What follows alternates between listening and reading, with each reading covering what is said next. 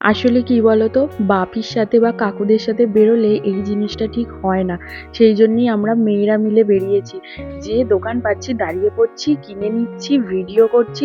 টাইমের কোনো ব্যাপার নেই, সে যখন খুশি বাড়ি যাব।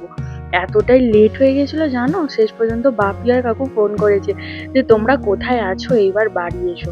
লাস্টে এই ঠাকুরটা দেখে নিয়ে আর লেট করা যাবে না, এইবার বাড়ি ফিরতে হবে। বাড়ি ফেরার পথেই এখানে রিক, মামিমা, মামা, ওদের সাথেও দেখা হয়ে গেল। ওরা আসবে আমাদের বাড়িতে, আজকে মাসির বাড়িতে গিয়েছিল, ওখান থেকে ঠাকুর দেখতে বেরিয়েছে। তারপর এখানে আর একটা ঠাকুর ছিল, সেটাও দেখে নিলাম। বাড়ি আসার সময় আবার সোনাইয়ের মানার মিষ্টি খেতে ইচ্ছা করেছে জানো, সেখান থেকে আবার মিষ্টি খেলো।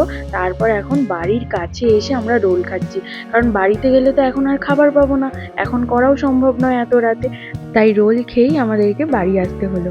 ওইদিকে কাকিমারা চলে গেল, কারণ কাকিমাদের বাড়ি ওইদিকে, আর আমরা এইদিকে চলে এলাম।